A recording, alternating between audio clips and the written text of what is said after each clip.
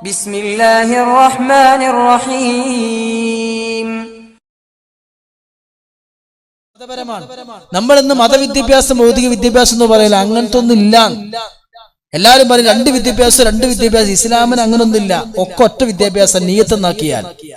നമ്മള് ഭാഷാപരമായി ഒരർത്ഥത്തിൽ രണ്ട് വിദ്യാഭ്യാസം, ഭൗതിക വിദ്യാഭ്യാസം മതവിദ്യാഭ്യാസം എന്നൊക്കെ പറയുമെങ്കിലും സത്യത്തിൽ ചിന്തിക്കുകയാണെങ്കിൽ രണ്ട് വിദ്യാഭ്യാസം മതം ഭൗതികം എന്ന് പറയാനില്ല. കാരണം എന്താ അറിയോ, ഏത് ഭൗതികവും നീയത്തെന്നാക്കിയാൽ മതപരമാണ്. ഒരു വ്യക്തി മൂല്യരായി മതപണ്ഡിതനായി ഒരൊറ്റ ലക്ഷ്യം ദുന്യാവ് ഉണ്ടാക്കണം, പൈസ ഉണ്ടാക്കണം, പ്രഭാഷണം നടത്തിയിട്ട് അല്ലെങ്കിൽ ജോലി ചെയ്തിട്ട് പൈസ ഉണ്ടാക്കണം, പേരും പ്രശസ്തി ഉണ്ടാക്കണം എന്ന ചിന്തയും നെയ്യത്തും മാത്രമാണെങ്കിൽ അയാൾ പഠിച്ചത് ഭൗതികത, അയാൾക്ക് ഭൗതികതാണ്. ഒരു വ്യക്തി എഞ്ചിനീയറും ഡോക്ടറുമായിട്ട് അതിലൂടെ ഇസ്ലാമിനെ പ്രബോധനം ചെയ്യണം, ദഅവത്ത് ചെയ്യണം, നല്ല നെയ്യത്താണെങ്കിൽ അയാൾക്കത് മതവിദ്യാഭ്യാസമാണ്. വിദ്യാഭ്യാസം എന്ന് പറയുന്നത് രണ്ടും. നിങ്ങൾക്കറിയോ, ഈ അടുത്ത് ഇപ്പൊ നമ്മുടെ നാട്ടിലെ ഏറ്റവും നല്ലൊരു കമ്പനിയാണല്ലോ റോൾസ് റോയ്സ് കാർ, അല്ലേ? കോടിക്കണക്കിന് രൂപ വില പിടിപ്പുള്ള നമ്പർ 1 കാറാണ് റോൾസ് റോയ്സ് കാർ. ഈ റോൾസ് റോയ്സ് ഈ അടുത്ത് ഒരു കട ചിന്തിക്കണം, ഫ്ലൈറ്റിന്റെ എഞ്ചിൻ നിർമ്മിക്കുന്നത് റോൾസ് റോയ്സ് കമ്പനിയാണ്. ഫ്ലൈറ്റിന്റെ വിമാനത്തിന്റെ എഞ്ചിൻ നിർമ്മിക്കുന്നത് റോൾസ് റോയ്സ് കമ്പനിയാണ്. ഈ അടുത്ത് അതിന്റെ പുതിയൊരു എംബ്ലം പുറത്തിറക്കിയിട്ടുണ്ട്. നിങ്ങൾ നെറ്റിൽ ഗൂഗിൾ അടിച്ചു കൊടുത്താൽ അറിയാം. ഒരു തലകെട്ട് കെട്ടിയ തലപ്പാവിന് വാലുള്ള താടി വെച്ചൊരു മുസ്ലിയാർ പറക്കുന്ന ഫോട്ടോയാണ് റോൾസ് റോയ്സ് കാറിന്റെ വിമാനത്തിന്റെ കമ്പനി നിർമ്മിക്കുന്ന റോൾസ് റോയ്സ് കമ്പനിയുടെ പുതിയ എംബ്ലം. ഒരു തലകെട്ടും താടിയും വെച്ച മൂലിയാർ പറക്കുന്ന ഒരു മതപണ്ഡിതൻ, പള്ളിയിലൊരു ഖതീബ് നല്ല വാലുള്ള തലകെട്ട് കെട്ടിയ താടി വെച്ചൊരു ഉസ്താദ് പറക്കുന്ന ഫോട്ടോയാണ് റോൾസ് റോയ്സിന്റെ പുതിയ മോഡലിന്റെ എഞ്ചിൻ എംബ്ലം. എന്തേ കാരണം? ആദ്യമായി വിമാനം പറത്തിയത്, വിമാനത്തിന്റെ ടെക്നോളജി കണ്ടുപിടിച്ചത് ആരാണ്? അബ്ബാസ് ഇബ്നു ഫർനാസ് എന്ന് പറയുന്ന മുസ്ലിം പണ്ഡിതനായിരുന്നു. സ്പെയിനിലെ പള്ളിയിലെ മുദർരിസായിരുന്നു. സ്പെയിനിലെ കോർഡോബ പള്ളിയിലെ ഖതീബായിരുന്നു. സ്പെയിനിലെ കോർഡോബ പള്ളിയിലെ ഖതീബ് മുദർരിസുമായിരുന്ന അബ്ബാസ് ഇബ്നു ഫർനാസ് ജുമുഅക്ക് പ്രസംഗം നടത്തി. നിങ്ങൾക്ക് ഞാൻ പറന്ന് കാണിച്ചു തരണോ? അടുത്ത വെള്ളിയാഴ്ച ജുമുഅ കഴിഞ്ഞാൽ എല്ലാവരും പള്ളിയുടെ മുറ്റത്തേക്ക് ഇറങ്ങിയാൽ മതി, ഞാൻ പറന്നു കാണിച്ചു തരാം. നാട്ടുകാര് മഹല്ലുകാർ ഒരുമിച്ച് കൂടി പള്ളിയിലെ ഉസ്താദ് ജുമുഅക്ക് ശേഷം ആകാശത്തിലൂടെ വട്ടമിട്ട് പറക്കുകയാണ്. എന്തേ പറക്കാനുള്ള ടെക്നോളജി കണ്ടുപിടിച്ചു? ആദ്യമായി ആ വിമാനത്തിന്റെ ടെക്നോളജി കണ്ടുപിടിച്ചത് അബ്ബാസ് ഇബ്നു ഫർനാസ് ആണ്. അദ്ദേഹത്തിന്റെ ടെക്നോളജി കോപ്പി അടിച്ചതാണ് റൈറ്റ് സഹോദരന്മാർ. പിന്നീടാണ് നമ്മുടെ കുട്ടികൾ സ്കൂളിൽ പഠിക്കാൻ വിമാനം കണ്ടുപിടിച്ചതാരാ? റൈറ്റ് സഹോദരന്മാർ. അവർക്ക് ഈ ടെക്നോളജി കിട്ടിയത് അബ്ബാസ് ഇബ്നു ഫർനാസിൽ നിന്നാ. അദ്ദേഹം ഒരു നല്ല മതപണ്ഡിതനാ. തലകെട്ട് കെട്ടിയ താടി വെച്ച നല്ലൊരു മുദരിസ്, ഒരു മുസ്ലിയാരാണ് അബ്ബാസ് ഇബ്നു ഫർനാസ്. അതുകൊണ്ട് തന്നെ വിമാനം പറത്ത മനുഷ്യന് പറക്കാനുള്ള കഴിവ്, ഈ എയറോനോട്ടിക്കൽ എഞ്ചിനീയറിംഗ് ആദ്യമായി ലോകത്ത് കണ്ടുപിടിച്ചത് ഒരു ഉസ്താദ അബ്ബാസ് ഇബ്നു ഫർനാസ.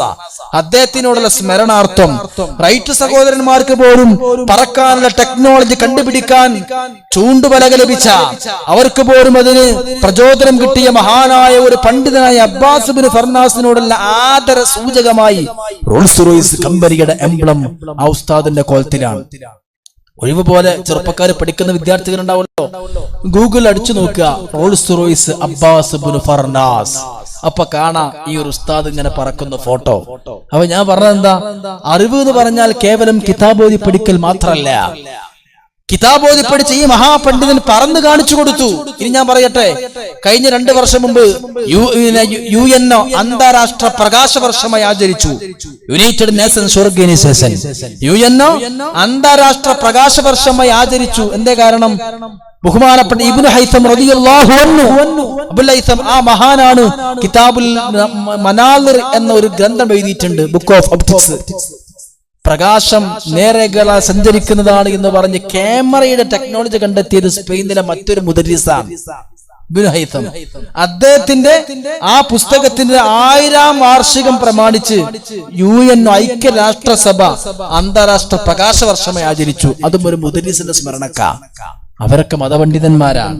അപ്പോ അറിവ് എന്ന് പറഞ്ഞാൽ കേവലം കിതാബോധം നല്ലതല്ല, അതൊക്കെയും ഭൗതികത്തിന് വേണ്ടി അതൊക്കെ എല്ലാം അത് ഉൾക്കൊണ്ടു. അതാണ് അല്ലാഹുവിന്റെ നബിതങ്ങളും നമ്മെ പഠിപ്പിച്ചിരിക്കുന്നത്. എന്റെ പ്രിയമുള്ള സഹോദരന്മാർ മനസ്സിലാക്കണം, ഞാൻ പറയട്ടെ, ആദ്യമായി അള്ളാഹുവിന്റെ ഖുർആനിൽ ഇറങ്ങിയത് വായിക്കണമെന്നാണല്ലോ. വായനയാണ് വേണ്ടത്. ഏത് വായന? തിരിച്ചറിവുള്ള വായന. ആരാ നിന്നെ പടച്ചത്? ആരാ നിനക്ക് സൃഷ്ടികരം നൽകിയത്?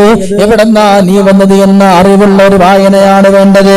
അല്ലാഹുവിന്റെ ഖുർആൻ സൂറത്ത് മുജാദല 11-ാമത്തെ ആയത്തിൽ അല്ലാഹ് പറയുന്നത്, യർഫഉല്ലാഹുല്ലദീന ആമനൂ മിൻകും വല്ലദീന ഊതുൽ ഇൽമ ദറജാത്ത്.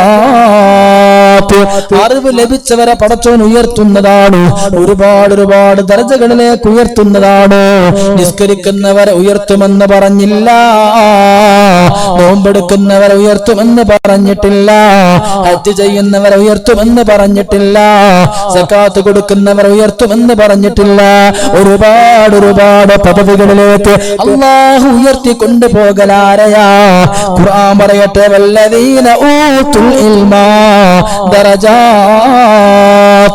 ആർക്കാണോ ഇൽമ ലഭിച്ചത്, ആർക്കാണോ അറിവ് ലഭിച്ചത്, ആരാണ് ആലിമീങ്ങൾ ഇൽമുള്ളത്, അവരെയാണ് അല്ലാഹു ഉയർത്തുക എന്ന് ഖുർആൻ പറയുമ്പോ അറിവിന്റെ മഹത്വമല്ലേ? ഇനി ഇവിടെ ഒരുമിച്ച് കൂടിയ ആണുങ്ങളോടും പെണ്ണുങ്ങളോടും ഞാൻ ഒരു ഹദീസ് പറയട്ടെ. അല്ലാഹുവിന്റെ റസൂൽ പറഞ്ഞു, ആകാശലോകത്തിൽ നിന്ന് മലക്കുകൾ ഭൂമിയിലേക്ക് നോക്കുമ്പോ ഭൂമിയിൽ നിന്ന് 3 ഇനം വീടുകൾ പ്രകാശിക്കുകയാണ്. എങ്ങനെയെന്ന് നോക്കാമോ? നമ്മൾ ആകാശത്തേക്ക് നോക്കിയാൽ ആകാശത്തെ നക്ഷത്രങ്ങൾ തിളങ്ങുന്ന പോലെ, ആകാശത്തെ നക്ഷത്രങ്ങൾ മിന്നുന്ന പോലെ നമ്മൾ ആകാശത്തേക്ക് നോക്കുമ്പോ നക്ഷത്രങ്ങളെല്ലാം തിളങ്ങുകയാ. അങ്ങനെ ആകാശത്തെ മലക്കുകൾ ഭൂമിയിലേക്ക് നോക്കുമ്പോ ഭൂമിയിൽ നിന്ന് 3 തരം വീടുകൾ തിളങ്ങുന്നുണ്ട്. നക്ഷത്രങ്ങളെ പോലെ 3 തരം വീടുകൾ ഭൂമിയിൽ തിളങ്ങുന്നുണ്ട്. അത് ഏത് വീടാണെന്നറിയോ? കലക്ടർ കിടന്നുറങ്ങുന്ന വീട് അല്ല, പ്രധാനമന്ത്രി കിടന്നുറങ്ങുന്ന വീടല്ല, എഞ്ചിനീയർ കിടന്നുറങ്ങുന്ന വീടല്ല, ഡോക്ടർ കിടന്നുറങ്ങുന്ന വീടല്ല. അല്ലാഹുവിന്റെ റസൂൽ പറയുകയാണ്, ബൈത്തുൽ ആലിമീൻ. ഇൽമ പഠിച്ച ഒരു കുട്ടി കടന്നുറങ്ങുന്ന, ഇൽമ പഠിച്ച ഒരു മുസ്ലിയാരെ കടന്നുറങ്ങുന്നതോട് അല്ലാഹുവിന്റെ മലക്കുകൾക്ക് ആകാശത്ത് നോക്കിയാൽ ഇവിടെ നിന്ന് തിളങ്ങുകയാണ്. നമ്മൾ ആകാശത്തേക്ക് നോക്കുമ്പോ അവിടുത്തെ നക്ഷത്രങ്ങൾ നമുക്ക് തിളങ്ങുന്ന പോലെ ഒരു മൂലിയാർ, ഒരു മുസ്ലിയാരെ കടന്നുറങ്ങുന്ന വീട് നക്ഷത്രങ്ങളെ പോലെ ആകാശ ലോകത്തുള്ള മലക്കുകൾക്ക് പ്രകാശിക്കുകയാണ്.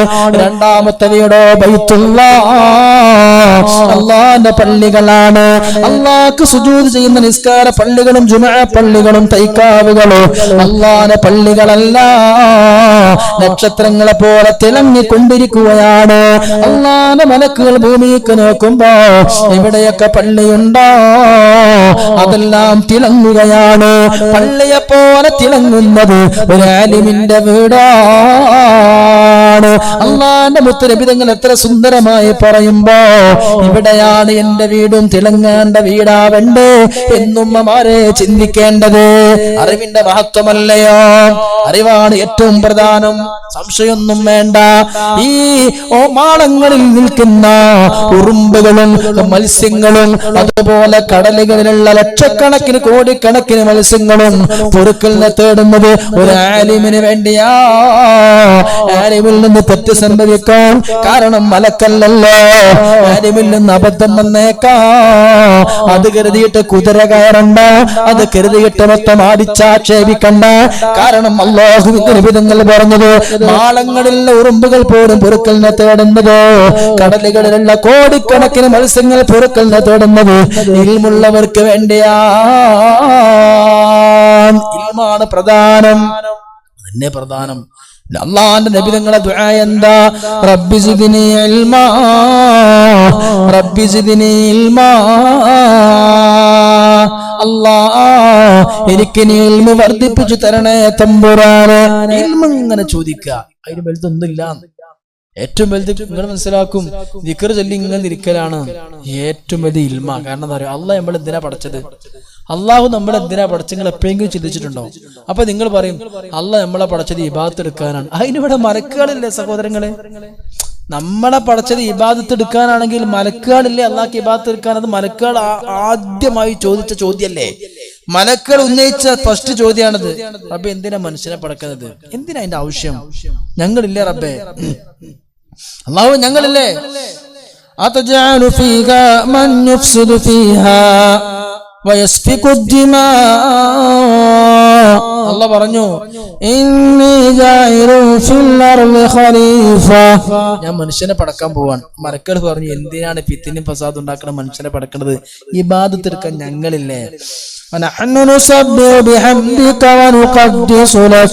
നിനക്ക് ഇബാദത്ത് എടുക്കാൻ ഞങ്ങളില്ലേ പടച്ചോനെ? അപ്പൊ നിസ്കരിക്കാനായി കോടിക്കണക്കിന് മലക്കുകളുണ്ട്, സുജൂദിലായി കടക്കാൻ കോടിക്കണക്കിന് മലക്കുകള്, റുക്കൂഇലായി കോടിക്കണക്കിന് മലക്കുകള്. അവർക്ക് തീറ്റിയില്ല, കുടിയില്ല, ഉറക്കുമില്ല, ഭാര്യ ഭർത്താവ് ബന്ധുവില്ല. ഇബാദത്ത് തന്നെ. ഒരു തെറ്റും ചെയ്യാത്ത, ഒരു ചെറിയ കറാഹത്ത് പോലും ചെയ്യാത്ത, ഒരു സെക്കൻഡ് പോലും ഉറങ്ങാത്ത, ഒരു തീറ്റും കുടിയില്ലാത്ത കോടിക്കണക്കിന് മലക്കുകൾ അള്ളാഹ്ക്ക് ഇബാദത്ത് ചെയ്യാനുണ്ടായിരിക്കെ എന്തിനാണ് എന്നെ നിങ്ങളൊക്കെ പഠിച്ചത്? ഉസ്താദ, ഇബാദത്ത് എടുക്കാൻ അതിനല്ല ഇവിടെ മലക്കുകളുള്ളത്. മലക്കുകൾ അള്ളാഹ്ക്ക് ഇബാദത്ത് എടുത്തു കൊണ്ടിരിക്കുന്നുണ്ടല്ലോ മനുഷ്യനെ മുമ്പ് തന്നെ. പിന്നെ എന്തിനാ മനുഷ്യനെ പഠിച്ചത്? ചിന്തിക്കണം. അവിടെയാണ് ഉത്തരം കണ്ടെത്തേണ്ടത്. എന്തറിയോ? മലക്കുകളെ കൊണ്ട് കിട്ടാത്തൊരു കാര്യം മനുഷ്യനെ കൊണ്ട് കിട്ടാനുണ്ട്. അതെന്താ? അത് മഅരിഫത്താണ്, അള്ളാഹുവിനെ അറിയുക. അപ്പൊ അത് മലക്കുകൾക്കുണ്ടോ? അത് മലക്കുകൾക്കില്ല. ഈ ഒരു രൂപത്തിലുള്ള മഅരിഫത്ത് മലക്കുകൾക്കില്ല. മനസ്സിലാക്കണം. അതാണ് ഇമാം ഇബ്നു അബ്ബാസ് തങ്ങൾ പറഞ്ഞത്, വമാ ഖലഖതുൽ ജിന്ന വൽ ഇൻസ ഇല്ലാ ലിയഅ്ബുദൂൻ. മനുഷ്യനെ നാം പടച്ചത് ഇബാദത്ത് എടുക്കാൻ വേണ്ടിയല്ലാതെയല്ല. മനുഷ്യനെ ഞാൻ പടച്ചിട്ടില്ല ഇബാദത്ത് എടുക്കാൻ വേണ്ടിയല്ലാതെ. മനുഷ്യനെ ഇബാദത്തിന് വേണ്ടിയാണ് പടച്ചത് എന്നല്ല പറഞ്ഞപ്പോ ഇവിടെ എന്താണ് ഉദ്ദേശമെന്നോ? ഇല്ലാ ലിയഅരിഫൂൻ. എന്നെ അറിയാൻ വേണ്ടിയാണ് മനുഷ്യനെ പടച്ചത് എന്ന് ഖുർആൻ. ഇബ്നു അബ്ബാസിന്റെ വിശദീകരണം, അള്ളാഹ് മനുഷ്യനെ പടച്ചത് അള്ളാഹിനെ അറിയാൻ വേണ്ടിയാണ്. അപ്പൊ നിസ്കരിക്കുന്നത് അള്ളാഹിനെ അറിയാൻ വേണ്ടി ആയിരിക്കണം. പക്ഷെ നമ്മളെ നിസ്കാരം എന്ന് കാട്ടിക്കൂട്ടൽ നിക്കാറാണ്. നിക്കായിരിക്കുക അതാ നമ്മളെ നിസ്കാരം. നിക്കരിക്കുക.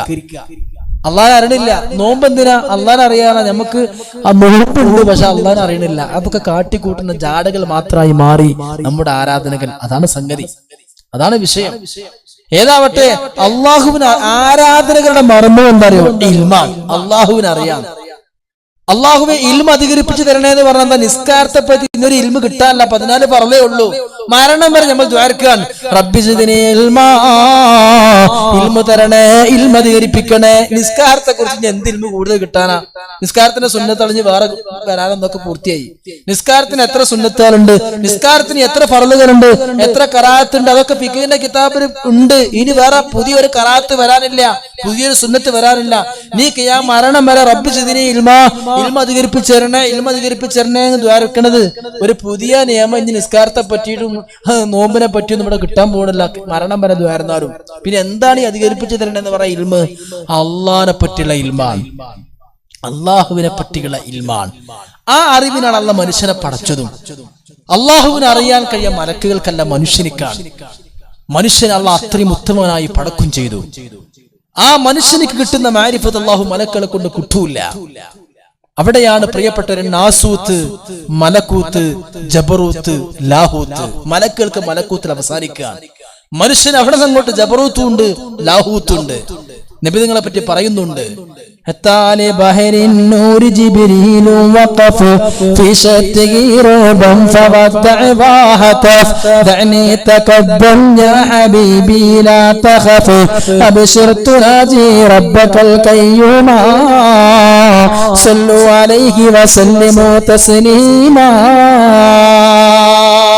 മലക്കുകൾക്ക് പോകാൻ പറ്റാത്തടത്തൊക്കെ നബിതങ്ങൾ പോയി.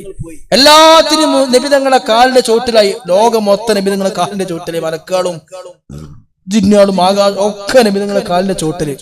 ഉജാല ജിസ്കാ ഹൈ ദോ ജഹാൻ കാ വോ മേരെ ആका की रोशनी है उन्होंने कदमों की बरकतों से आज जिंदगी जिंदगी है उन्होंने कदमों की बरकतों से आज जिंदगी जिंदगी है. അല്ലാഹുവിന്റെ നബി തങ്ങൾ അങ്ങ് ഉയർന്നു പോയപ്പോ മിഅ്റാജിന് അല്ലാഹുവിലേക്ക് അങ്ങ് ഉയർന്നപ്പോ ആ നബി തങ്ങളെ കാലിന്റെ ചുവട്ടിൽ ലോകമായല്ലോ. ലോകത്തിന്റെ ഏറ്റവും മുകളിൽ നബി തങ്ങളെ കാല് വന്നപ്പോ ഉന്നോകെ കദമോ കി ബറകതോൻ സേ ആജ് ജിന്ദഗി ജിന്ദഗി ഹേ. അതുകൊണ്ടാണ് ഇന്നത്തെ ലോകത്തിന് ബർക്കത്തുള്ളത് എന്നർത്ഥം. ചുരുക്കി പറയട്ടെ, മലക്കാളേക്കാൾ ഉയരാൻ നമുക്ക് കഴിയും. എന്തുകൊണ്ടറിയോ? നിസ്കാരം കൊണ്ടല്ല, അറിവ് കൊണ്ട്, ഇൽമു കൊണ്ട്. ആ ഇൽമാണ് മൂലധനം, യാതൊരു സംശയവുമില്ല. പ്രിയപ്പെട്ട മോമിനിങ്ങളെ, ഏറ്റവും വലുത് ഇൽമാണ്. അത് നമ്മൾ മനസ്സിലാക്കേണ്ടത് ഈ കിതാബ് ഓതി പഠിക്കുന്ന ഇൽമ മാത്രമല്ല, പേജുകളിലുള്ള ഇൽമുകൾ മാത്രമല്ല. അള്ളാഹുവിനെ പറ്റി പഠിക്കുക, അമ്പിയാക്കളെ പറ്റി പഠിക്കുക, അള്ളാഹു എന്തിന് എന്നെ പടച്ചു എന്നതിനെ പറ്റി പഠിക്കുക. ഇൽമിനേക്കാളും പുണ്യമുള്ള ഒരു അമലില്ല. തഴവ ഉസ്താദിന്റെ ഇപ്പൊ നാളെ മറ്റന്നാൾ ഇവിടെ പ്രസംഗിക്കാൻ വരുന്ന കുമ്മൻ ഉസ്താദല്ലേ, അദ്ദേഹത്തിന്റെ വല്യപ്പ തഴവ ഉസ്താദ് രസകരമായിട്ട് പാട്ട് പാടി പറഞ്ഞു.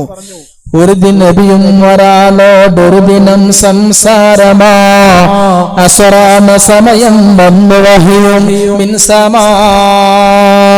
നബിയും ഒരാളോടൊരു ദിനം സംസാരമാ അസ്റാന സമയം വന്നു വഹിയും മിൻസമാ.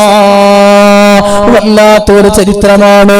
അല്ലാഹുവിന്റെ മുത്തുനബി തങ്ങൾ അസ്ർ നിസ്കാരം നിർവഹിച്ച ശേഷം ഒരു ചെറുപ്പക്കാരനോട്, ഒരു സ്വഹാബിയോട് സംസാരിച്ചുകൊണ്ട് വർത്തമാനം പറഞ്ഞുകൊണ്ടിരിക്കുകയാണ്. അസറിന് ശേഷമാണ് വർത്തമാനം പറയുന്നത്. നബി തങ്ങൾ തന്റെ കൂട്ടുകാരനോട് സംസാരിച്ചു കൊണ്ടിരിക്കുക. അതാ നബിയും ഒരു ദിനം സംസാരമാ അസറാന സമയം വന്നു വഹിയും മിൻസമാ. അസറിന് ശേഷം ആ കൂട്ടുകാരനോട് സംസാരിച്ചു കൊണ്ടിരിക്കുമ്പോ സമായിൽ നിന്ന്, ആകാശത്തിൽ നിന്ന് വഹി വരികയാണ്. നബിയെ, ഇയാൾക്കിനി സമയവും ഒരു സാഅത്താ, ആ സാഅത്തും കഴിഞ്ഞാൽ അയാളുടൻ മയ്യിത്താ. നബിയെ, നിങ്ങൾ സംസാരിച്ചു കൊണ്ടിരിക്കുന്ന വ്യക്തിയുണ്ടല്ലോ, ഒരു മണിക്കൂർ കഴിഞ്ഞാൽ മയ്യിത്താണ്. നിങ്ങളെ ഈ കൂട്ടുകാരനുണ്ടല്ലോ, നിങ്ങൾ വർത്തമാനം പറയുന്ന ഈ സുഹൃത്തുണ്ടല്ലോ, ഒരു മണിക്കൂർ കഴിഞ്ഞാൽ മരിക്കും. നബിയേ, ആയുസ് ഒരു മണിക്കൂറേ ഉള്ളൂ, ഒരു മണിക്കൂർ കഴിഞ്ഞാൽ മരിക്കുമെന്ന് പറഞ്ഞപ്പോ നബി തങ്ങൾ തന്നെ അത്ഭുതപ്പെടുകയാണ്. ഒരു അസുഖവുമില്ലാത്ത ഈ മനുഷ്യൻ ഒരു മണിക്കൂർ കൊണ്ട് മരിക്കുമെന്ന നബി തങ്ങൾക്ക് ജിബ്രീൽ കൊടുക്കത്ത വഹിയോ. നബി തങ്ങൾ വേഗം ആ ചെറുപ്പക്കാരനോട് തന്നെ പറയുകയാണ്. വിവരം നബിയും വിവരം ക്ഷണം നബിയും അയാളോടോതലായി സുബ്ഹാന റബ്ബി കേട്ടയാൾ വിറക്കുന്നതായി. എടോ, മഗ്‌രിബാകുമ്പോഴേക്ക് നീ മരിക്കും കേട്ടോ എന്ന് പറഞ്ഞപ്പോൾ അയാൾ പേടിച്ച് പേടിച്ച് വിറവിറക്കുകയാണ്. മഗ്‌രിബാകുമ്പോഴേക്ക് മരിക്കുമെന്നോ, ഒരു മണിക്കൂർ കഴിഞ്ഞാൽ ഞാൻ മരിക്കുമെന്നോ, എനിക്കൊരു മണിക്കൂർ മാത്രമാണ് ആയുസ് എന്നോ ഇയാള് പേടിച്ച് വിറച്ചുകൊണ്ട് നബിയോട് ചോദിക്കുകയാണ്. എനിക്ക് ഏറ്റവും യോജിച്ചതേതാണ്, അമൽ ഉണർത്തേണ്ടതാണ് നബിയെ, ഉണർത്തേണ്ടതാണ്. എനിക്ക് പെട്ടെന്ന് പറഞ്ഞുതരണം. എനിക്ക് ഏറ്റവും യോജിച്ചതേതാണ്, അമൽ ഉണർത്തേണമേ എന്നോട് നബിയെ, വേഗമിൽ നബിയെ. നിങ്ങൾക്ക് ഇപ്പൊ വഹയി വന്നുവല്ലോ, ജിബ്രീൽ വന്ന് പറഞ്ഞു തന്നത് ഞാൻ ഒരു മണിക്കൂർ കഴിഞ്ഞാ മരിക്കുമെന്നാണല്ലോ. എങ്കിലും ഏറ്റവും നല്ല അമൽ ഏതാണ്? ഒരു മണിക്കൂർ കൊണ്ട് സ്വർഗത്തിലേക്ക് എത്താനും ചേരാനും ഏറ്റവും മുന്തിയ അമല് പറയൂ നബിയേ. ഒരു മണിക്കൂർ കൊണ്ട് ധാരാളം കൂലി കിട്ടുന്ന, ഒരു മണിക്കൂർ കൊണ്ട് ധാരാളം പ്രതിഫലം കിട്ടുന്ന അമലേതാണ് നബിയേ? പറയൂ പറയൂ. അല്ലാഹുവിന്റെ റസൂൽ പറയുന്നത്, ഒരു മണിക്കൂർ കഴിഞ്ഞ് മരിക്കാൻ പോകുന്നവനോട് പറയുന്നത്, 2 റക്അത്ത് നിസ്കരിച്ചോ എന്നല്ല, ഖുർആൻ ഓതിക്കോ എന്നല്ല, സദഖ കൊടുത്തോ എന്നല്ല, പള്ളിയിൽ കയറി ഇത്തികാഫ് ഇരുന്നോ എന്നല്ല. എന്താ പറയുന്നതെന്നോ? തിരുമുസ്തഫ പറയുന്നയാളോടന്ന് ഇൽമാണ് വേണ്ടത്, അത് പഠിക്കുക ചെന്ന്. തിരുമുസ്തഫ നബി പറയുന്നയാളോടന്ന് ഇൽമാണ് വേണ്ടത്, അത് പഠിക്കുക ചെന്ന്. എടാ, നീ മരിക്കാൻ പോവുകയാണല്ലോ, 1 മണിക്കൂർ കഴിഞ്ഞ് ഏതാനും മരിക്കാൻ പോകുന്നതിനൊക്കെ ഏറ്റവും നല്ലത് ഇൽമാണ്. ഇൽമിനെ പഠിച്ചോ, ഇൽമിനെ സമ്പാദിച്ചോ. ഉടൻ തന്നെ അയാൾ മുത്തല്ലിമായി തീരുന്നതായി. ശംസസ്തമിക്കും മുമ്പ് മൗത്തും വന്നുപോയി. ഉടനെ അല്ലാഹുവിന്റെ നബി തങ്ങളുടെ മുമ്പിൽ നിന്ന് ഇൽമു പഠിക്കുന്നു. 1 മണിക്കൂർ കഴിഞ്ഞപ്പോ സൂര്യൻ അസ്തമിക്കും മുമ്പ്, ശംസസ്തമിക്കും മുമ്പ് മരണവും നടന്നു. ഉടൻ തന്നെ അയാൾ മുത്തല്ലിമായി തീരുന്നതായി. ശംസസ്തമിക്കും മുമ്പ് മൗത്തും വന്നുപോയി. ഈ ഒരൊറ്റ ചരിത്രം മതി ഒരു മനുഷ്യന്റെ ഉള്ളു തുറക്കാൻ. വേറൊന്നും വേണ്ട, മതി, വയല് കഴിഞ്ഞു, ഇത്രയേ ഉള്ളൂ. ഇതാണ് പോയിന്റ് ഓഫ് ദിസ് പ്രോഗ്രാം.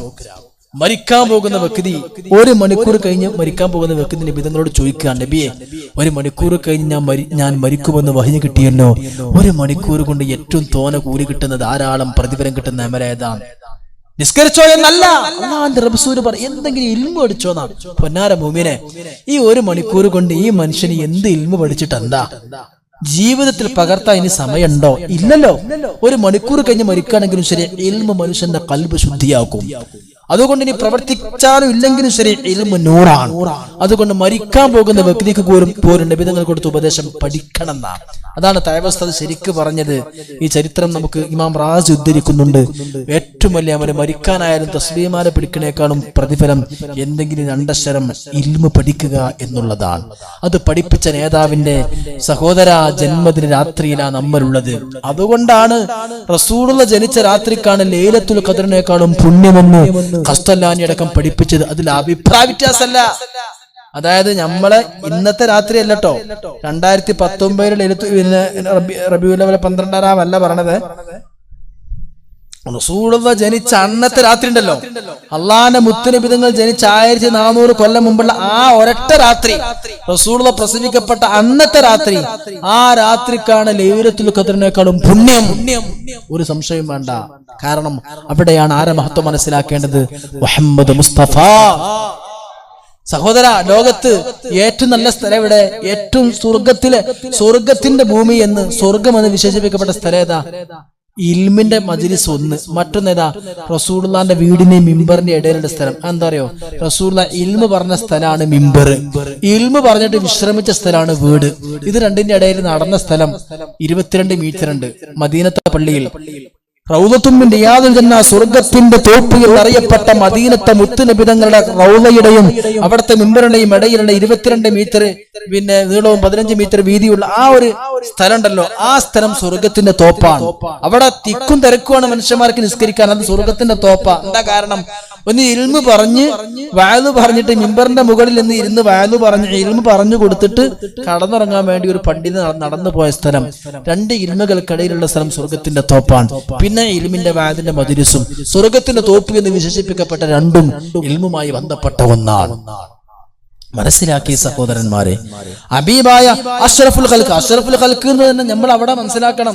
നമ്മൾ വിപ്ലവകാരിയുടെ ജന്മദിന രാത്രിയാണ് എന്ന് മാത്രം പഠിപ്പിച്ചത് കൊണ്ട് കാര്യമല്ല. പാവപ്പെട്ട അടിമവർഗത്തിന് വിമോചനം കൊടുത്ത നേതാവ് എന്ന് മാത്രം ആക്രോശിച്ചുകൊണ്ട് അനൗൺസ്മെന്റ് ചെയ്തത് കൊണ്ട് മാത്രം കാര്യമല്ല. നബി തങ്ങൾ ആരാന്ന് പഠിക്കുക? സ്വർഗത്തിനേക്കാളും മഹത്വമുള്ള മുഹമ്മദ് മുസ്തഫ സല്ലല്ലാഹു അലൈഹി വസല്ലം. കാരണം എന്താ അഷ്റഫുൽ ഖൽഖ് പറഞ്ഞാൽ സൃഷ്ടികളിൽ വെച്ച് ഏറ്റവും അത്യുത്തമർന്ന അതിന്റെ വാക്കർത്ഥം തന്നെ. സൃഷ്ടികളിൽ വെച്ച് ഏറ്റവും അത്യുത്തമർ എന്നാണ് അഷ്റഫുൽ ഖൽഖിന്റെ അർത്ഥം. അഫ്ളലുൽ ഖൽഖ് എന്ന സൃഷ്ടികളിൽ ഏറ്റവും ഉത്തമർ എന്നാണ് അഫ്ളലുൽ ഖൽഖിന്റെ അർത്ഥം. അല്ലാഹ് അല്ലാത്തതൊക്കെ സൃഷ്ടിയല്ലേ സുഹൃത്തെ? സൃഷ്ടികളിൽ ഏറ്റവും ഉത്തമർ മുഹമ്മദ് നബി ആകുമ്പോ, അല്ലാഹ് അല്ലാത്തതൊക്കെ സൃഷ്ടിയാകുമ്പോ, ആകാശം സൃഷ്ടിയാണ്, ഭൂമി സൃഷ്ടിയാണ്, നക്ഷത്രങ്ങൾ സൃഷ്ടിയാണ്, അല്ലാഹുവിന്റെ സ്വർഗം സാക്ഷാൽ സ്വർഗം അല്ലാഹുവിന്റെ സൃഷ്ടിയാണ്, അർശ് സൃഷ്ടിയാണ്, കുർസി സൃഷ്ടിയാണ്, ലൗഹ് സൃഷ്ടിയാണ്, കലം സൃഷ്ടിയാണ്, ബഹറുൻ നൂർ സൃഷ്ടിയാണ്, എല്ലാം സൃഷ്ടിയാണ്. പരിശുദ്ധ കഅബ സൃഷ്ടിയാണ്. ലോകത്ത് സൃഷ്ടികൾ വെച്ച് ഏറ്റവും ഉത്തമ നബിതങ്ങൾ എന്ന് പറയുമ്പോൾ എവിടൊക്കെ പറയണം? അർശിനേക്കാളും മഹത്വം മുഹമ്മദ് മുസ്തഫ. എന്തിനേറെ സ്വർഗത്തിനേക്കാളും മഹത്വം മുഹമ്മദ് മുസ്തഫ. പരിശുദ്ധമായ കഅബാലയത്തിനേക്കാളും മഹത്വം മുഹമ്മദ് മുസ്തഫ. ഇതിൽ പണ്ഡിതന്മാർക്ക് അഭിപ്രായ വ്യത്യാസമില്ല. അങ്ങനെ മനസ്സിലാക്കേണ്ട നബിതങ്ങളെ. ഇനി ഒരു കാര്യം കൂടി പറയട്ടെ. അല്ലാഹുവിന്റെ പരിശുദ്ധ ഖുർആൻ നമുക്ക് അല്ലാഹു നൽകിയ റഹ്മത്താണ്. എന്നാൽ ഖുർആനിനേക്കാളും വലിയ റഹ്മത്ത് മുഹമ്മദ് മുസ്തഫ. അല്ലാഹുവിന്റെ ദാത്തിൽ കായിമായ അസലിയായ സിഫത്തായ വാക്കുകൾ, അക്ഷരങ്ങളില്ലാത്ത ശബ്ദങ്ങളില്ലാത്ത ആ കലാമിനെ പറ്റിയല്ല പറഞ്ഞത്. പേജിൽ കാണുന്ന നമ്മുടെ മുസ്ഹഫില്ലേ, അതിനേക്കാളും മഹത്വമാരാണ് ഹബീബായ മുഹമ്മദ് മുസ്തഫ. അങ്ങനെ നമ്മൾ നിബിതങ്ങളെ കാണണം. അങ്ങനത്തെ നിബിതങ്ങളാകുമ്പോ ആ റസൂൽ വുദൂ ചെയ്ത ബാക്കി വെള്ളത്തിന് വേണ്ടി സഹാബികൾ തിക്കും തിരക്കും കൂടാണ്. ഇത് റബീഉൽ അവ്വൽ 12-ാം രാവായതുകൊണ്ട് മാത്രം ഞാൻ ആ വിഷയത്തിലേക്ക് കടക്കുകയാണ്. അല്ലാഹുവിന്റെ റസൂൽ വുദൂ ചെയ്യുമ്പോ നമ്മളൊക്കെ വുദൂ ചെയ്താൽ മുഖത്തിൽ നിന്നൊലിക്കുന്ന രക്ക്, മുഖത്തിൽ നിന്ന് വുദൂ ചെയ്ത മുഖത്തിൽ നിന്നൊലിക്കുന്ന വെള്ളം അത് മലിനമാണല്ലോ, അത് പിന്നെ മാലിന്യം നിറഞ്ഞ വെള്ളമാണല്ലോ.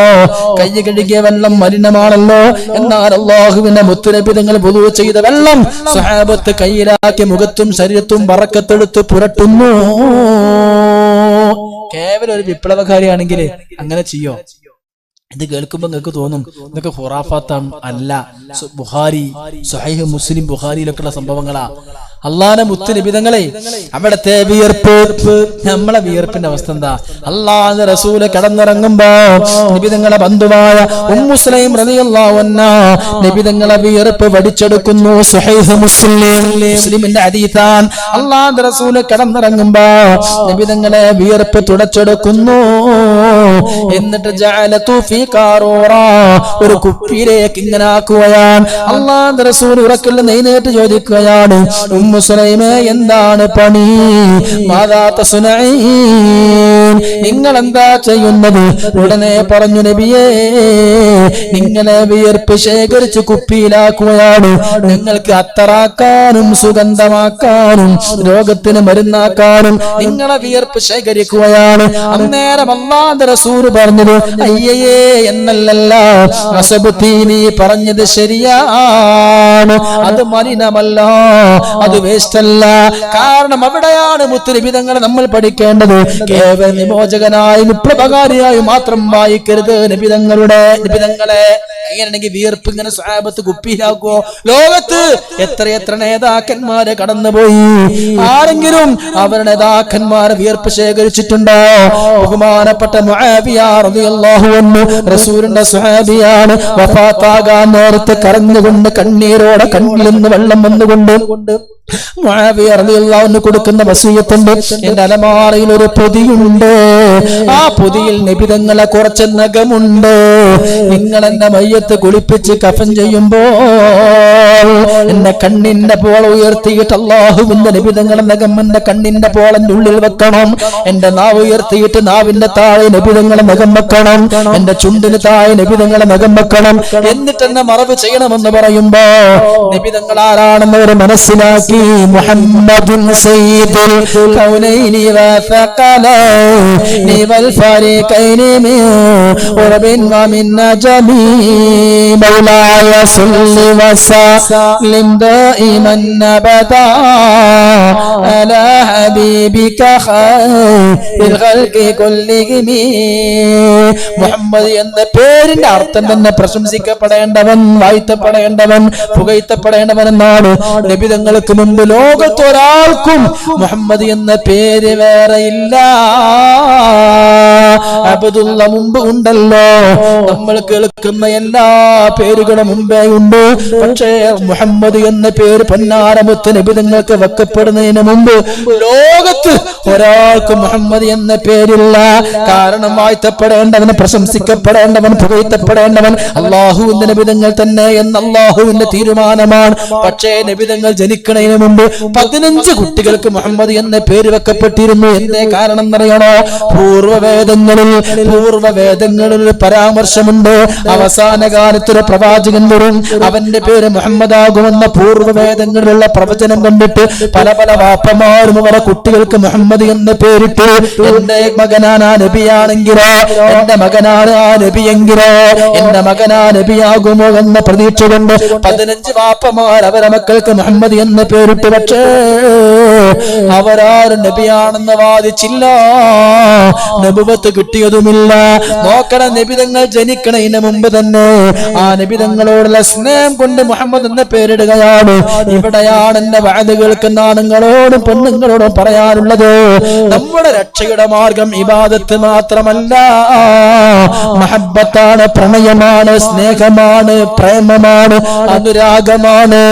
ഒരുപാട് നിസ്കരിച്ചാൽ രക്ഷപ്പെടുമെന്ന് കരുതണ്ട, നോമ്പെടുത്താൽ രക്ഷപ്പെടുമെന്ന് കരുതണ്ട. അതൊക്കെ മഹബ്ബത്തിനാൽ ഉണ്ടാകേണ്ട നിസ്കാരമാകണം.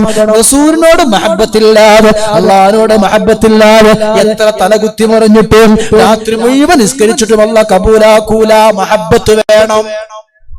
ഇത് റബീഉൽ അവ്വൽ ആയതുകൊണ്ട് 12 രാവാണ്ട് പറയാം. ഇത് നമ്മൾ തെറ്റിദ്ധാരണ തിരുത്താൻ വേണ്ടി പറയാ. ഇന്ന് പല ആൾക്കാർക്കും ഭയങ്കര താല്പര്യം റസൂലുള്ളാഹിന്റെ സുന്നത്ത് മുറുകെ പിടിക്കാൻ. അവര് മനസ്സിലാക്കിയത് റസൂലുള്ളാഹിനെ സ്നേഹിക്കുക എന്ന് പറഞ്ഞാൽ സുന്നത്ത് മുറുകെ പിടിക്കുക എന്നുള്ളതാണ്.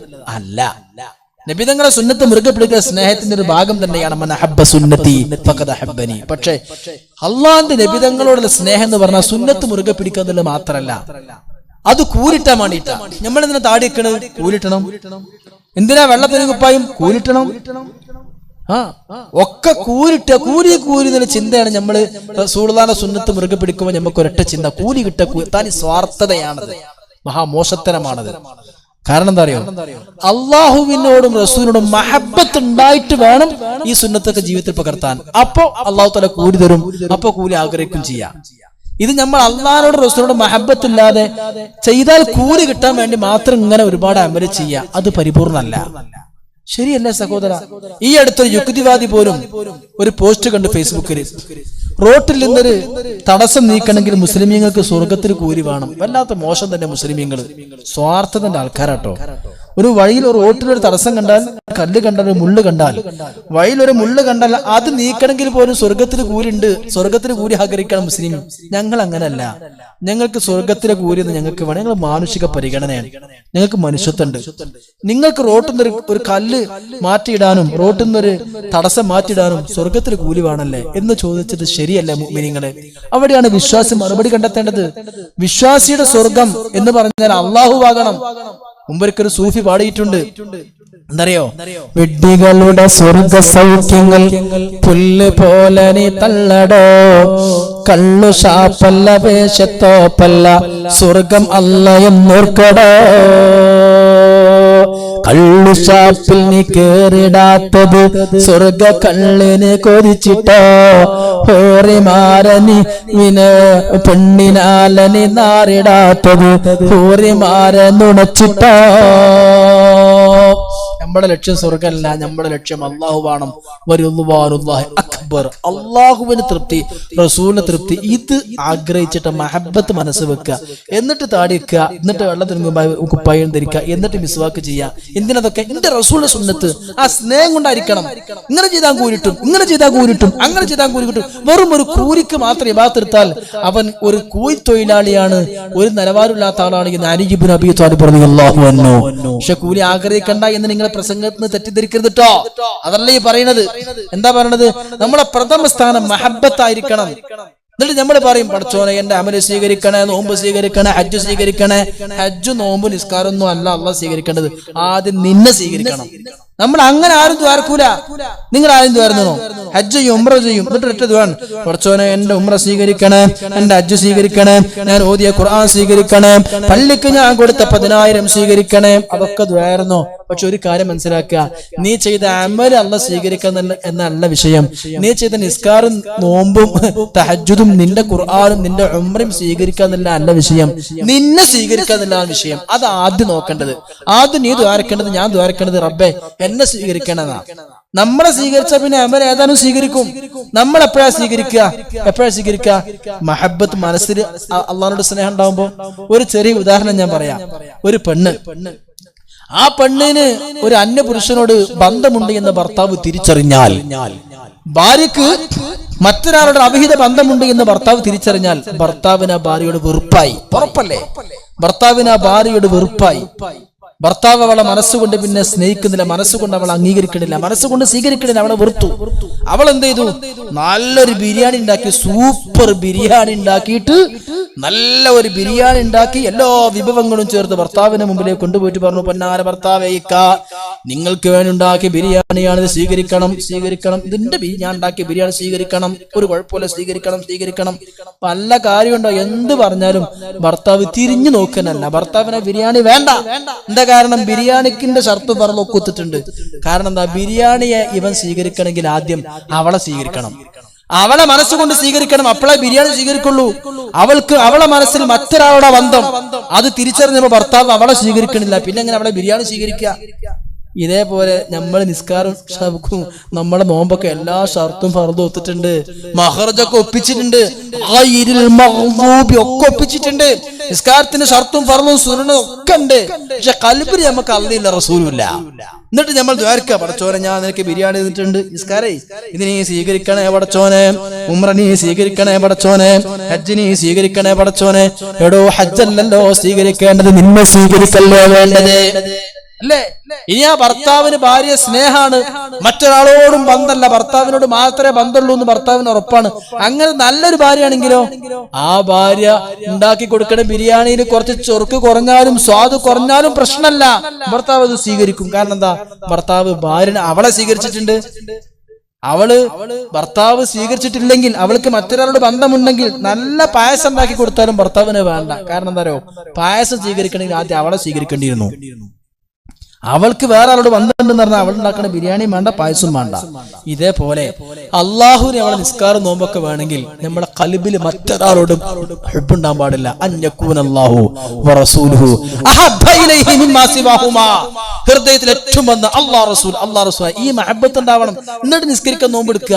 നമ്മൾ അങ്ങനല്ല. നമ്മൾ കൊട്ടക്കണക്കിന് പകൽ മുഴുവൻ നോമ്പ്, രാത്രി മുഴുവൻ നിസ്കാരം, നിസ്കാരത്തിന് എപ്പോഴും മിസ്വാക്ക്, ഭയങ്കര അത്ര ഔടിമടൊക്കെ തേക്കുക, താടിങ്ങട്ട് നീട്ടി വല്ലാതെ വളർത്തുക, വെള്ളത്തുണി, വെള്ളക്കുപ്പ, ജുബ്ബ എല്ലാം ഉണ്ട്. പക്ഷെ ഖൽബിൽ റസൂൽ എന്ന് പറയുമ്പോൾ ഒരു വികാരമൊന്നുമില്ല. താടി തരുമ്പോൾ കൂലി, തൊപ്പി തരുമ്പോൾ കൂലി, സ്വർഗം കൂലി എന്നുള്ള ചിന്ത മാത്രം, മഹബ്ബത്തില്ല. ഇതുകൊണ്ടൊരു കാര്യമില്ല. അതുകൊണ്ട് ഞാൻ പറയുന്നു, ഒരു മനുഷ്യന്റെ വിജയത്തിന്റെ മാനദണ്ഡം ഒന്നാമത് ഹുബ്ബുർ റസൂലാണ്. അത് റസൂലുള്ളാഹിന്റെ സുന്നത്ത് മുറുകെ പിടിക്കുന്നത് മാത്രമല്ല, അത് മഹബ്ബത്തിലൂടെയുള്ള സുന്നത്ത് മുറുകെ പിടിക്കലായിരിക്കണം. മഹബ്ബത്ത് ഉണ്ടാവണം. അത് അല്ലാഹു മാലിക് പറഞ്ഞു, നമാസ് റോസ യ ഖുർബാനി വഹജ് യ സബ് ബാഖി ഹൈ തു ബാഖി നഹീ ഹൈ, യ സബ് ബാഖി ഹൈ തു ബാഖി നഹീ ഹൈ. നിസ്കാരമുണ്ട്, നോമ്പുണ്ട്, ഇന്നത്തെ മുസ്ലിമീങ്ങൾക്ക് എല്ലാം ഉണ്ട്. നോമ്പുണ്ട്, നിസ്കാരമുണ്ട്, ഹജ്ജുണ്ട്, ഉംറയുണ്ട്, പക്ഷേ അല്ലാഹു ഇല്ല, മുഹബ്ബത്ത് കാ ജുനൂൻ ബാഖി നഹീ ഹൈ. പ്രേമമെന്ന ഭ്രാന്ത് മുസൽമാനില്ല. അല്ലാഹു റസൂലും ഈ മഹബ്ബത്ത് ഉണ്ടാകണം. എന്നിട്ട് വേണം സുന്നത്ത് മുറുകെ പിടിക്കാൻ. അപ്പോഴാ മഹബ്ബത്തായിരിക്കണം അടിസ്ഥാനം. മഹബ്ബത്തില്ലെങ്കിലോ ഒരുപാട് കർമ്മണ്ടായിട്ടും കാര്യമല്ല, മഹബ്ബത്തുണ്ടെങ്കിലോ കൂടുതൽ കർമ്മമില്ലെങ്കിലും കാര്യമുണ്ട്. ഞാൻ ഒരു ഉദാഹരണം പറയാം. എല്ലാവർക്കും അറിയുന്ന ചരിത്രമാണല്ലോ. ഒരാൾ ഓടി വന്നുകൊണ്ട് നബി തങ്ങളോട് ചോദിക്കുന്ന ചോദ്യം, മതസ്സഅതു യാ റസൂലല്ലാഹ്, എന്നാണ് ഖിയാമത്ത് നബിയേ, എന്നാണ് ഖിയാമത്ത് നാൾ നബിയേ? അല്ലാഹുവിന്റെ റസൂൽ തിരിച്ചു ചോദിക്കുകയാണ്, മഅദദത ലഹാ, നിനക്ക് എന്തിനാണ് അതിന്റെ ഡേറ്റ് അറിയേണ്ടത്? എന്തിനാണ് ഖിയാമത്ത് നാൾ എന്നാണ് എന്നറിയേണ്ടത്? എന്തിനാടോ നീ എന്താണ് ഖിയാമത്തിന് വേണ്ടി തയ്യാർ ചെയ്തിട്ടുള്ളത്? അയാള് പറഞ്ഞു, നബിയെ എനിക്ക് അധികം നിസ്കാരമൊന്നും ഇല്ല, നോമ്പൊന്നും ഇല്ല, അമലൊന്നും എനിക്കില്ല നബിയെ, കുറച്ച് ഫർദ് മാത്രമേ ഉള്ളൂ.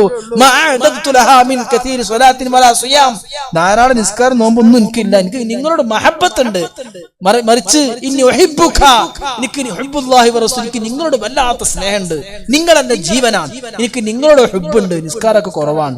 അപ്പൊ അള്ളാഹുവിന്റെ റസൂൽ കൊടുത്ത മറുപടി എന്താ അറിയോ? നീ എന്റെ കൂടെ സ്വർഗത്തിലാണ്, സ്വർഗത്തിലാണെന്ന് ഖാല റസൂലുള്ളാഹ്. എന്നോട് ഹബ്ബുണ്ടെങ്കിൽ നീ സ്വർഗത്തിലാണ്. ഇതാ മറുപടി. ഓ നിസ്കാരം കുറവാണോ, നോമ്പ് കുറവാണോ, അതൊക്കെ അമലുകളൊക്കെ കുറവായിട്ട് എന്നോട് സ്നേഹം ഉണ്ടായിട്ട് കാര്യമില്ല എന്നല്ല നബി തങ്ങൾ പറയുന്നത്. അമല് കുറവാണെങ്കിലും എന്നോട് ഹബ്ബുള്ളത് കൊണ്ട് രക്ഷപ്പെടും സ്വർഗത്തിലെന്ന് മുഹമ്മദ് മുസ്തഫ. ഇത് കേട്ടിട്ട് ഒരമലും വേണ്ട, വെറുതെ റസൂൽ അങ്ങനെ പ്രേമിച്ചാൽ മതി അങ്ങനെ കരുതണ്ട. സാഹചര്യങ്ങളെ കൊണ്ട് മനുഷ്യന്മാരല്ലേ നമ്മൾ തെറ്റൊക്കെ വന്നേക്കാം. പക്ഷെ ഖൽബിൽ അള്ളാഹു റസൂൽ നിറഞ്ഞെന്നാല് അതൊക്കെ അള്ളാഹ് പൊരുത്തപ്പെട്ട് തന്നേക്കാം. ഇനി ഞാൻ വേറെ ഹദീസ് പറയാ. കള്ളു കുടിച്ചാൽ ശിക്ഷിക്കണം, വ്യഭിചരിച്ചാൽ എറിഞ്ഞു കൊല്ലണം, അടിക്കണം, ഇസ്ലാമിന്റെ നിയമ. ഒന്നുമല്ല, രണ്ടുമല്ല, 3 വട്ടം കള്ളു കുടിച്ച ഒരു സ്വഹാബിയെ ചാട്ടവാറ് കൊണ്ട് അടിക്കാൻ നബി തങ്ങൾ പറഞ്ഞു. അങ്ങനെ അടിച്ചുകൊണ്ടിരിക്കുമ്പോ മദ്യപാനിയായ വ്യക്തിയെ മറ്റൊരാൾ ശപിച്ചു. പഹയ, നീ ഒരു വട്ടം കുടിച്ചു, പിന്നെയും കുടിച്ചു, 3ാമതും കുടിച്ചു, നീ ഒരു കുടിയനായി മാറിയല്ലോ എന്നിങ്ങനെ ആക്ഷേപിച്ചപ്പോൾ ഇത് കേട്ടിരുന്ന ഹബീബായ മുഹമ്മദ് മുസ്തഫ ദേഷ്യപ്പെട്ടുകൊണ്ട് ആ ശപിച്ചവനോട് പറയുകയാണ്,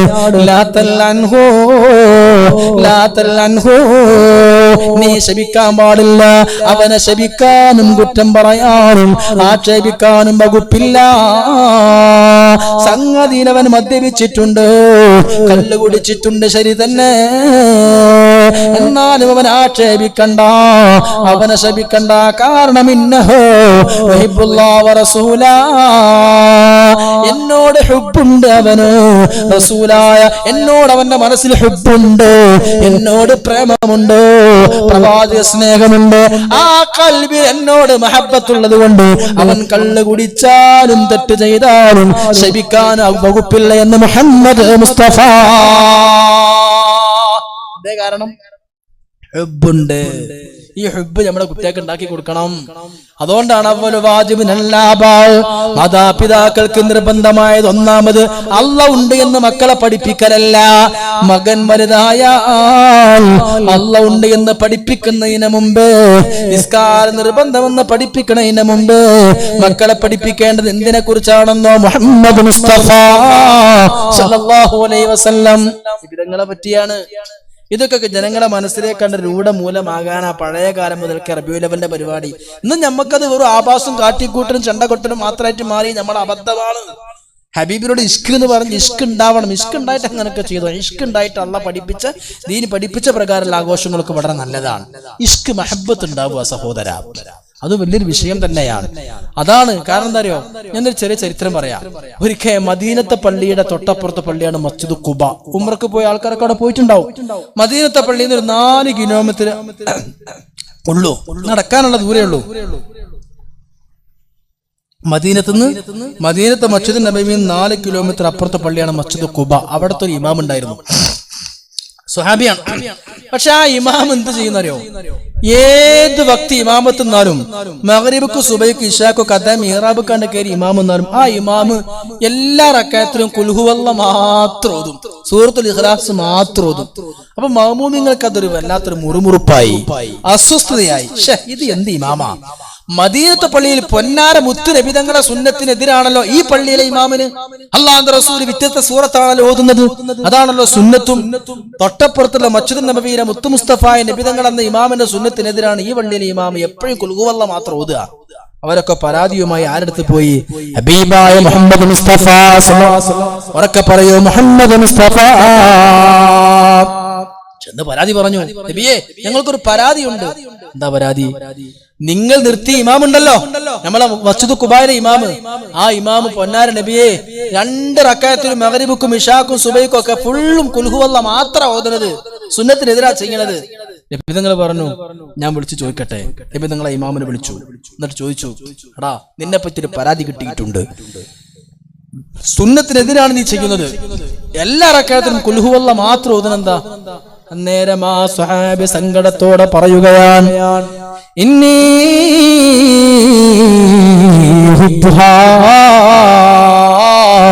നബിയെ ഖുൽ ഹുവല്ല എന്ന സൂറത്തിനോട് വല്ലാത്ത ഹുബ്ബാണ് നബിയെ, വല്ലാത്ത സ്നേഹമാണ് നബിയെ. തൗഹീദ് വിളിച്ചോതുന്ന, തൗഹീദിന്റെ മാധുര്യമുള്ള, തൗഹീദിന്റെ സുന്ദരമായ അർത്ഥങ്ങളാണ് സൂറത്തുൽ ഇഖ്ലാസിൽ ഖുൽ ഹുവല്ലയിലുള്ളത്. ഈ തൗഹീദിന്റെ സുന്ദരമായ ആശയമുള്ള സൂറത്തായതുകൊണ്ട് വല്ലാത്ത സ്നേഹമുണ്ട് ആ സൂറത്തിനോട്. അതുകൊണ്ട് അത് ഓതാനേ എനിക്ക് തോന്നുന്നുള്ളൂ. അതിനോടുള്ള പ്രേമം കൊണ്ട് എപ്പോഴും അത് ഓതാനാണ് എനിക്ക് മനസ്സ്. ഉടനെ നബി തങ്ങൾ കൊടുക്കുന്ന മറുപടി അത് ശരിയല്ല എന്നല്ല. ഇന്ന ഹുബ്ബക ഇയ്യാഹാ യുദ്ഖിലുകൽ ജന്ന. ആയിക്കോട്ടെ ശരി, അത്രയും വലിയ മഹബ്ബത്ത് നിനക്ക് ഖുൽ ഹുവല്ലയോടുണ്ടെങ്കിൽ ആ സ്നേഹം നിന്നെ സ്വർഗത്തിൽ കടത്തി. ഖാല റസൂലുള്ളാഹ്. സംഭവം നിയമത്തിനെതിരൊക്കെ തന്നെയാണ്, എന്നാലും എന്റെ സുന്നത്തിനെതിരൊക്കെ തന്നെയാണ്. പക്ഷെ നിനക്ക് വല്ലാത്തൊരു ഹുബ്ബ് ഉണ്ടെങ്കിൽ അതുകൊണ്ട് നീ സ്വർഗത്ത് കിടക്കുന്ന എങ്കിൽ ഞാൻ അങ്ങനെ ആലോചിച്ചു നോക്കാം. ചിലപ്പോ സാഹചര്യങ്ങളെ കൊണ്ട് നമുക്ക് പലപ്പോഴും തെറ്റ് വന്നു പോയേക്കാം, അമലുകളൊക്കെ ചെയ്യാൻ നമുക്ക് സാധിക്കാതെ വന്നേക്കാം. മഹബ്ബത്ത് ഉണ്ടെങ്കിൽ, ഹബീബ് എന്ന് പറയുമ്പോഴേക്കും വല്ലാത്തൊരു വൈകാരികത ഉണ്ടെങ്കിൽ അള്ളാഹിന്റെ കോടതിയിൽ ചെല്ലുമ്പോ ഒരുപക്ഷെ എടാ നീ ഇത്ര അമല് ചെയ്തില്ലല്ലോ, ഇന്ന തെറ്റ് ചെയ്തില്ലെന്നൊക്കെ പറയുമ്പോ ഒക്കെ ശരിയാണ് പഠിച്ചോനെ, പക്ഷെ എനിക്ക് മഹബ്ബത്ത് ഉണ്ടായിരുന്നു എന്ന് പറഞ്ഞാൽ ഒരുപക്ഷെ രക്ഷപ്പെട്ടേക്കാം. അതിനർത്ഥം എന്ത് തെറ്റ് ചെയ്യാനുള്ള ലൈസൻസ് ആണ് മഹബ്ബത്ത് എന്നല്ല. മഹബ്ബത്ത് ഒരു മഹാസംഭവമാണ്. ഈ മഹബ്ബത്ത് വേണം.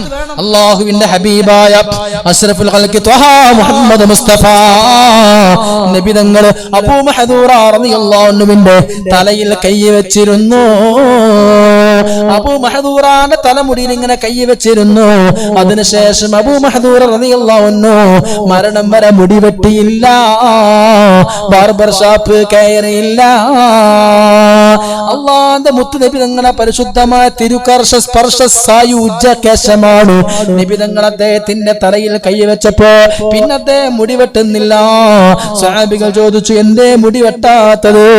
ഇത് ഞാൻ വെട്ടൂല, നബി തങ്ങളെ കൈ വെച്ച മുടിയാ, അത് വെട്ടി ഒഴിവാക്കൂല. ഇതാണ് മഹബ്ബത്ത്, ഇതാണ് മഹബ്ബത്ത്. മുടി വെട്ടണ്ട എന്നൊന്നും റസൂല് പറഞ്ഞിട്ടില്ല, പക്ഷേ മഹബ്ബത്താണ്. അതുകൊണ്ട് പ്രിയപ്പെട്ടവരെ, നിങ്ങൾക്കറിയുമോ ഉവൈസുൽ ഖറനി റളിയല്ലാഹു അൻഹു ഒക്കെ പറയൂ, ഉവൈസുൽ ഖറനി റളിയല്ലാഹു അൻഹു അല്ലാഹുവിന്റെ റസൂല് പോലും പറഞ്ഞിട്ടുണ്ടല്ലോ, ഉവൈസ് വലിയ മഹാനാണ്, ഉവൈസ് വലിയ മഹാനാണ്, ഉവൈസ് ഈമാനുള്ള മഹാനാണ്. ഉവൈസിന് ദുആക്കുത്തരമുണ്ട്, ഉവൈസിന്റെ ദുആക്കുത്തരമുണ്ട്. ഉവൈസ് വലിയ മഹാനാണെന്ന് മുഹമ്മദ് മുസ്തഫ ഇത് സ്വഹീഹുൽ ബുഖാരിയിലുണ്ട്. അങ്ങനെ നബി തങ്ങൾ പോലും സർട്ടിഫിക്കറ്റ് കൊടുത്ത ഉവൈസ് എന്ന മഹാന്റെ മഹബ്ബത്ത് കേൾക്കണോ? അല്ലാഹുവിന്റെ റസൂലിന്റെ ഒരു പല്ല് യുദ്ധത്തിൽ പൊട്ടിയെന്ന വിവരം കിട്ടിയപ്പോ ഉവൈസുൽ ഖർനി കൂർത്ത കല്ലെടുത്തുകൊണ്ട് 32 പല്ലും കുത്തിപ്പൊട്ടിക്കുന്നു. എന്റെ പൂമുത്തിന്റെ പൂന്തേൻ മുഹമ്മദ് മുസ്തഫ ഒരു പല്ല് പൊട്ടിയെങ്കിൽ 32 പല്ലും വേണ്ട എന്ന് പറഞ്ഞു കുത്തിപ്പൊട്ടിച്ചു ഉവൈസുൽ ഖർനി റളിയല്ലാഹു അൻഹു. വലിയ മഹാനാണെന്ന് റസൂൽ തന്നെ സർട്ടിഫിക്കറ്റ് കൊടുത്തവരല്ലേ 32 പല്ല് കുത്തിപ്പൊട്ടിച്ചത്. നിയമം വെച്ച് നോക്കുകയാണെങ്കിൽ തെറ്റാണല്ലോ, പല്ല് കുത്തിപ്പൊട്ടിക്കാൻ പറ്റൂലല്ലോ. പക്ഷേ പ്രേമത്തിന് നിയമമാണ്, ഹബീബിനോടുള്ള അനുരാഗമാണ്, സ്നേഹത്തിന്റെ ആധിക്യമാണ്. പല്ല് കുത്തിപ്പൊട്ടിച്ചു. ഇനി അറിയണോ നിങ്ങൾക്ക്, മദീനത്തെ തോട്ടത്തിൽ, ഈത്തപ്പന തോട്ടത്തിൽ കൈക്കോട്ട് കൊണ്ട് കൊത്തിക്കൊണ്ടിരിക്കുകയാണ്, കൊലശ്ശേരി കൊണ്ട് മൺവെട്ടികൊണ്ട് തോട്ടത്തിൽ ഇങ്ങനെ കൊത്തിക്കൊണ്ടിരിക്കുകയാണ് അബ്ദുല്ലാഹ് ഇബ്നു സയ്യിദ് റളിയല്ലാഹു അൻഹു. പിക്കാസ് കൊണ്ട് തോട്ടത്തിൽ ഇങ്ങനെ കൊത്തിക്കൊണ്ടിരിക്കുമ്പോ അദ്ദേഹത്തിന്റെ മകൻ ഓടി വന്നുകൊണ്ട് പറയുന്നു, ഉപ്പാ നിങ്ങളറിഞ്ഞോ റസൂല് വഫാത്തായി ഉപ്പാ. ഈ വിവരം കിട്ടിയ ഉടനെ അബ്ദുല്ലാഹ് ഇബ്നു സയ്യിദ് പിക്കാസ് താഴേക്ക് വലിച്ചെറിഞ്ഞുകൊണ്ട് റബ്ബിനോട് പൊട്ടിക്കരഞ്ഞ് ദുആ ചെയ്യുകയാണ്, അല്ലാ അല്ലാ നബി തങ്ങൾ വഫാത്തായല്ല അല്ലാ, ഇനി കണ്ണുകൊണ്ട് നബി തങ്ങളെ കാണാനും നോക്കാനും കഴിയില്ലല്ലോ അല്ലാ. നബി തങ്ങളെ കാണാൻ കഴിയാത്ത ഈ കണ്ണുകൊണ്ട് ഇനി എനിക്ക് ആകാശം കാണണ്ട, ഭൂമി കാണണ്ട, ലോകം തന്നെ കാണണ്ട, ഈ കണ്ണിന് എനിക്ക് വേണ്ട അല്ലാ. ഇത് നീ തിരിച്ചെടുക്കണമല്ലോ, എന്നെ നീ കണ്ണ് പൊട്ടനാക്കണേ അല്ലാ എന്ന് പൊട്ടിക്കരഞ്ഞ് ദുആ ചെയ്യുമ്പോ അല്ലാഹുവിന്റെ റസൂൽ വഫാത്തായല്ലോ. ഇനി ആ നബിയുടെ പൂമുഖം കാണാൻ കഴിയില്ലല്ലോ, എങ്കിൽ എനിക്ക് കണ്ണ് തന്നെ വേണ്ട അല്ലാ, ഇതിന്റെ കാഴ്ച നീ തിരിച്ചെടുക്കണമെന്ന് ദുആ ചെയ്യുമ്പോ ആ സമയത്ത് തന്നെ റബ്ബ് കണ്ണ് തിരിച്ചെടുക്കുന്നു, അന്ധനാക്കി മാറ്റുന്നു. ഇതാണ് മഹബ്ബത്ത്. നിയമം വെച്ച് നോക്കുകയാണെങ്കിൽ കണ്ണ് പൊട്ടാൻ ദ്വാരക്കാൻ പറ്റൂല, പക്ഷെ മഹബ്ബത്താണ്. സ്നേഹം വലുതാ പ്രിയപ്പെട്ടവരെ. അതുകൊണ്ട് റബീഉൽ അവ്വൽ സ്നേഹം ഒഴുകട്ടെ, പെണ്ണുങ്ങളെ മൗലൂദും മൗലിദ് പരിപാടികളൊക്കെ സജീവാകട്ടെ. അതുകൊണ്ടാണ് ഫിൽ കവാകിബി കൽബുദൂർ ബൽ വഅശ്റഫു മിൻഹു യാ സയ്യിദി ഖൈറൻ നബി വസ്സലാത്തു അലൻ നബി.